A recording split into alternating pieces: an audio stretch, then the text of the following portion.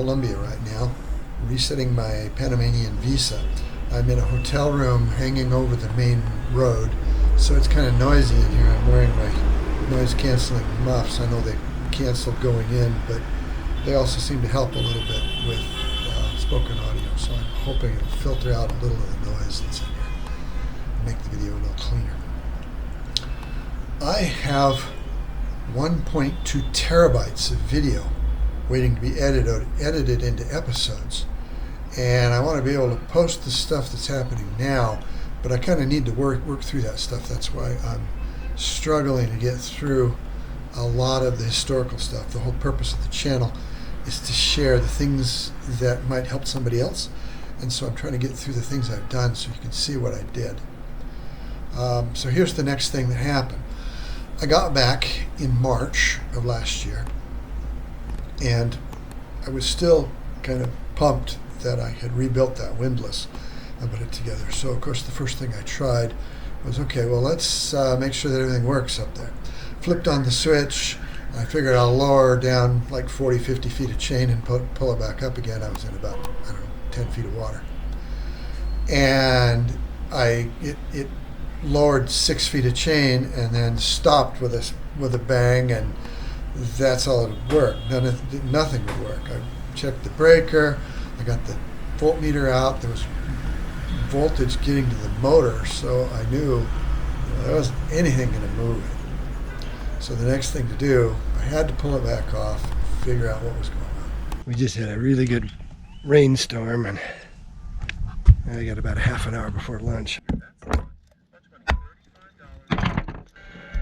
There we go.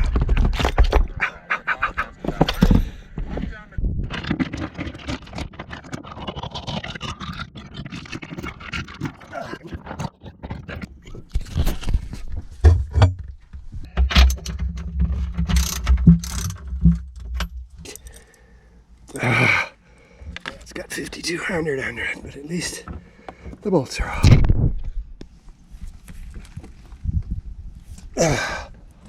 Try that. Real problem with working in the tropics is being able to see, because sweat runs in your eyes. Okay, maybe it'll unscrew or at least come up a little bit. Nope, but it's free. Yeah, I can pull it now. I can lean it back this way with the halyard. There we go.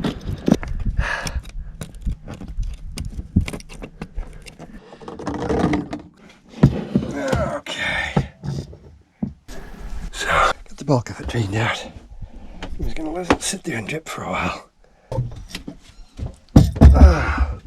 I don't know that the problem's in the gearbox.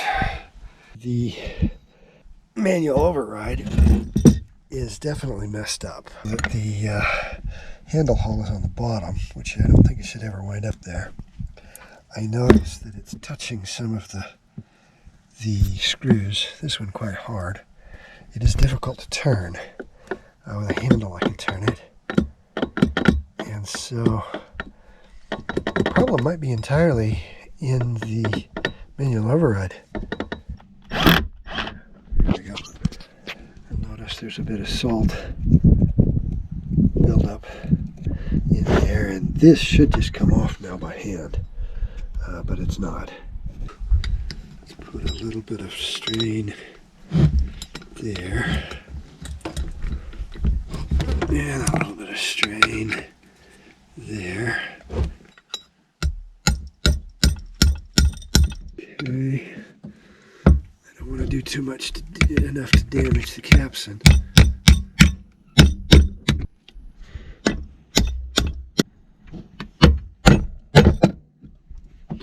Well, that's promising. I can't tell if it's pulling out or not. No, it's not bending. There we go. Definitely pulling loose.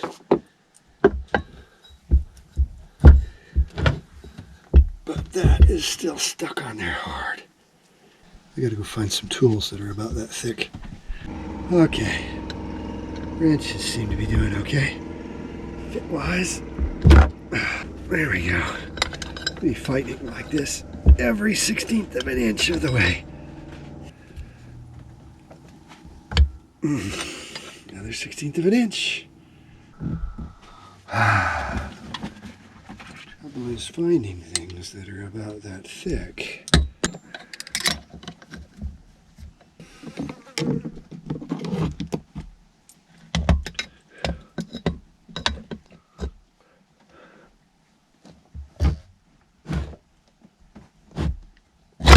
Hey, there we go. That's just grease. Very old grease, but just grease nonetheless. What does it take to get that guy free? So that was on there really tight. Ooh. I don't know if you can see this, but I can see oil. That's actually moving. Yes.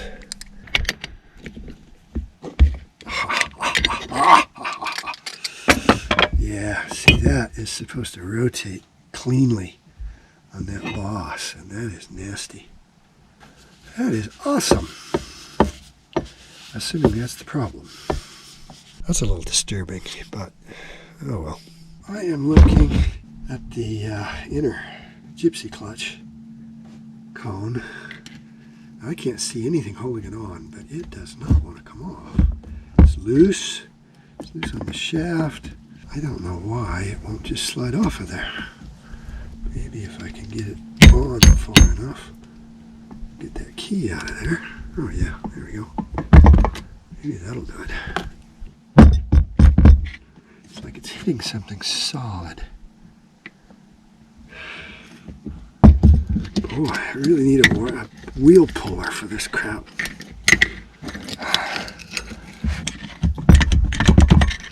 Almost off. There we go. Oh, the shaft's been damaged. That's what was holding on. Just know that, but there's nothing on there that stops it from working. That's the important operative issue. Put it back on.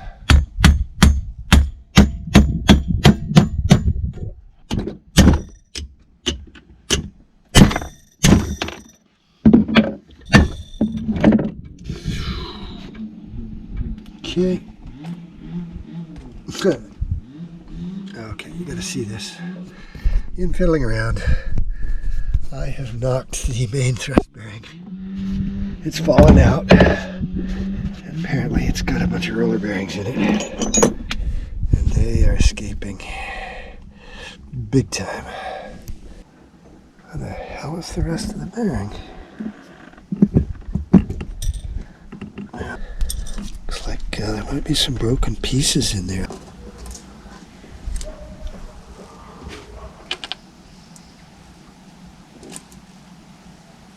This looks like the inner race for the bearing.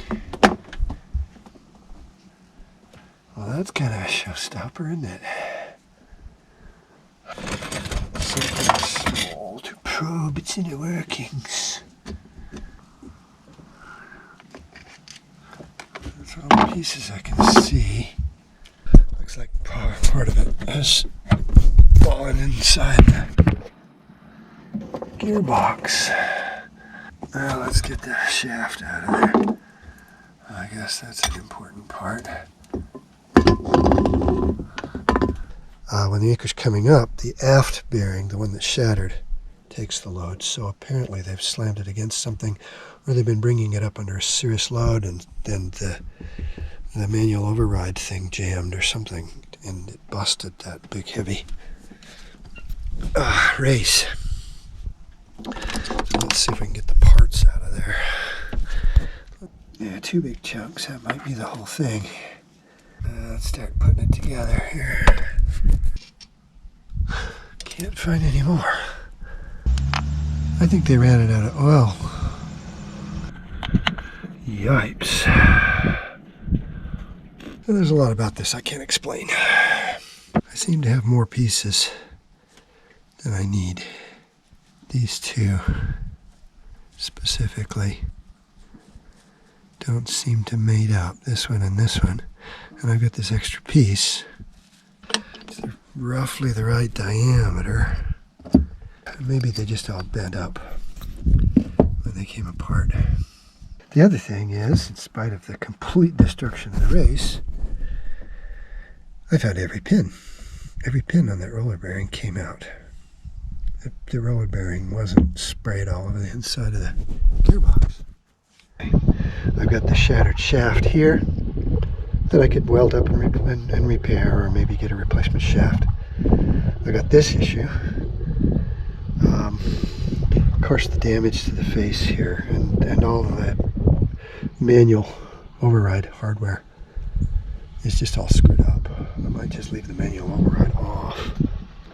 I mean, without it, I have no windlass. If it malfunctions, I have no windlass. So it's really disheartening. I thought I had a working windlass, but I'll be lucky if I can lower the anchor, 5 or 10 times. 3 or 4 times for that matter. I don't know. So I just went on a major shopping trip. There's a guy over in Bocas. He has a boat that he's parting out, and he had a Lafron's Tigres windlass. And it looks like, it's a late model one.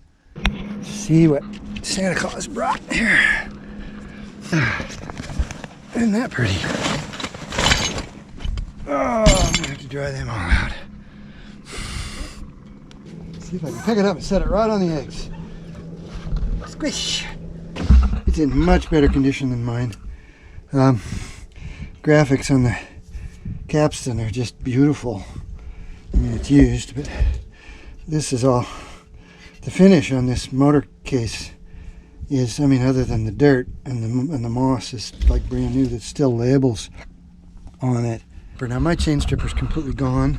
The bolts are rusted off in the boss, and there's no way to put a new chain stripper on mine.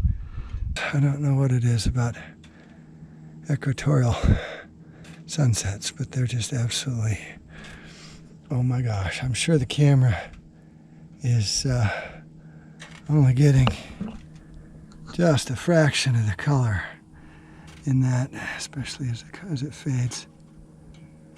But oh my goodness. Anyway, it has been a really long day.